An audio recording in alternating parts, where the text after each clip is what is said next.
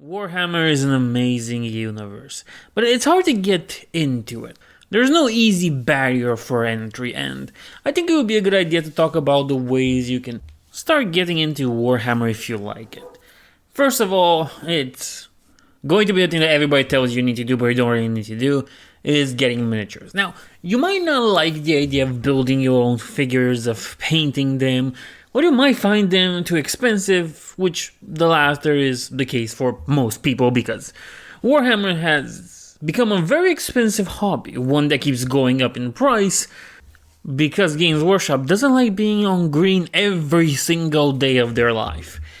But there are cheaper options for miniatures. For example, if you save your money, you could buy the Age of Darkness box set, which comes with a bunch of Marines, a Dreadnought, some commanders, and a tank. Of course, this is Horus Heresy we're speaking of, but if you just want to delve into 40k proper, there's always the option of buying the current box on release or going for combat patrols of your favorite faction. Again, it's not that cheap, you're just gonna have to save some money, but in my opinion, the Age of Darkness box set is the better option, and because it gives you more value, and the Horus Heresy is better because there are no Primaris in it. The Age of Sigmar, oh yeah, I forgot. Age of Sigmar, you can buy their starting boxes or something. Just don't get Sigmarines; those suck.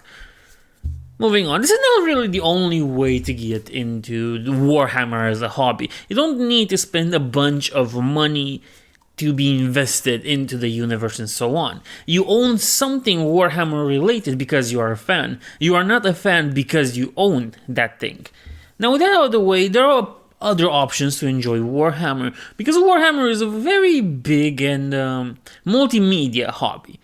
We can always look at books. Books are plentiful when it comes to Warhammer. A bunch of them already exist on their Black Library, which is their own personal site you can buy books from. You can also get them on Amazon, so that's pretty cool. And there's a bunch to pick from. Now, I'm more into the Horus Heresy, so I always recommend the Horus Heresy series, with the exception that not all books are going to be great in it, but that's a Games Workshop thing. Nevertheless, there are better options out there. You can go with the Inquisitor series, with the Saphias Kane series. All very good series to get you started into this. And if you want something close to the Horus Heresy, but it loses its quality the more it goes on, look at the Beast that Rises series. It was supposed to be their Horus Heresy, but didn't work that way, did it? Nevertheless, these are some pretty good options to get into 40k. Age of Sigmar, I have no idea, I have no clue. I probably don't really care that much, to be honest with you, when it comes to books for them. But I guess they do have some interesting short stories, and I guess that's what I could recommend for Age of Sigmar, and also for 40k when you have the possibility to get them. They have these short stories that are either preserved by people on forums that you can find with a search, like the Mullane Portraits one, and you can enjoy those because, quite frankly, they are kind of nice overall. They're pretty nice. But they don't really act as proper lore per se because they're more like background details to certain events. For example, Mullane Portraits for Age of Sigmar is more of a thing that happened overall during the main conflict of the Souls Wars. The Souls Wars was a big conflict between the Sigmarines and the Undead, but a different story. Going back to 40k, if you really want to get into something 40k related specifically, there are series for individual chapters. One of my favorites is the Souls Drinker series. Genius, I love that series. And the Blood Angels one, another good one that I recommend. But let's say you want to mash these two things together. Let's say you want to have lore, proper storytelling, and so on, but also get some little action of it, like the tabletop war game, you know? You want to have both action and story, and for that, well, it's everyone's favorite genre. Games, video games. Now, Warhammer in general is filled with a lot of goy slop. A bunch of it. Soy slop, whatever you want to call it. It's filled with slop till you're gonna puke out. Because during a dark period of time, Games Workshop pimped out their license to anybody that was willing to ask for it or pay for it. But there are some gems out there.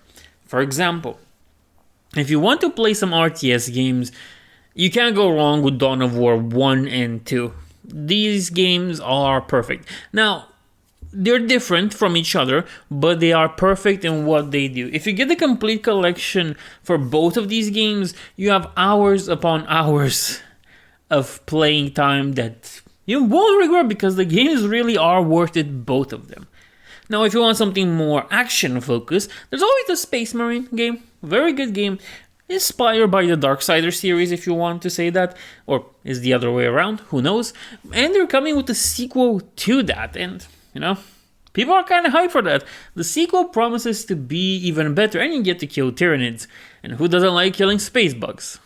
The space bugs, but that's a different story. If you want something that's more strategically focused, more turn-based, then you can't go wrong with Demon Hunters, which is a whole game about the Grey Knights, badass. Or you can go with Battle Sector, who has some interesting and different new races you can play with. And both of those games are kind of worth your money, to be honest. It's kind of good to have them. Demon Hunters plays more like XCOM. So if you're a fan of XCOM, that's a very good game to start with. Then there's Battle Sector, who's kind of XCOM-ish, but not really. It is fun in a way, so I can always recommend that. But let's say you don't want to play as a Space Marine.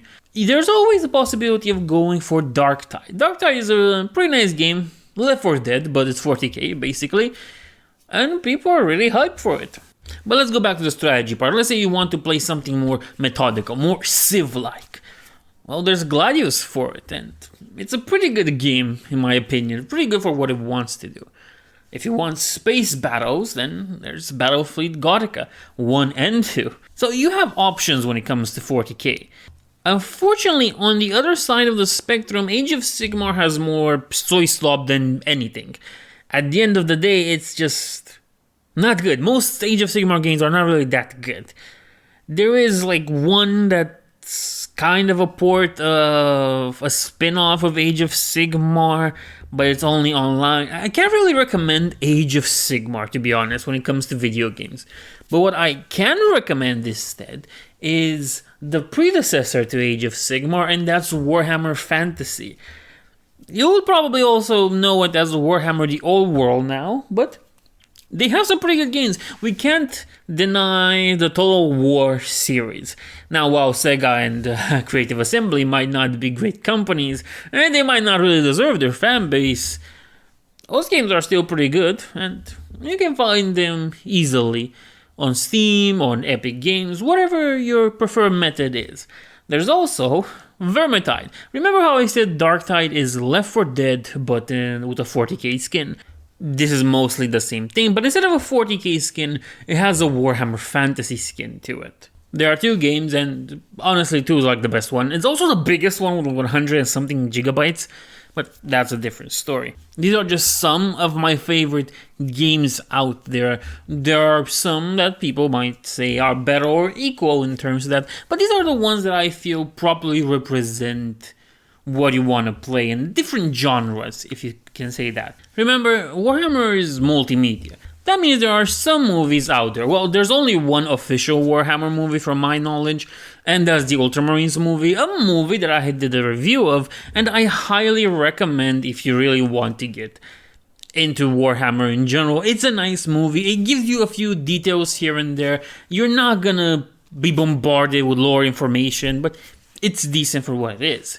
Next, we can't forget that there are fan animations out there out the wazoo. One is a whole reinterpretation of the Last Wish series, drawn and animated. Then we have an interpretation of the audiobook, Hell's Reach, which is, in my opinion, one of the best things Warhammer created ever. Not only Hell's Reach as what it is, but also the animation itself. Its style is unique and, in my opinion, is perfect because that uniqueness not raises a great story to even greater heights. Another superb animation that you can get into is Astartes 1 to 5, which, you know what, you have to watch it to really understand how amazing it is. I recommend it wholeheartedly, and I like good stuff. But for this one, I have no words to explain how good it is. just know that it offers a quality that's unseen when it comes to the other alternatives for Warhammer shows. Because I said that all these are fan animation, and that is true, but Games Workshop, in all their generosity, I guess, offers an alternative to this by having its own subscription system, Warhammer Plus, which offers you a model if you're subscribed for 1 year, something like that, and it offers you some shows that, well, vary in quality but are not that great. Mostly, the greatest hit recently at the time of making this video is the Pariah Nexus, but it's been a while since, they had a good show before that, and this one only has a few episodes.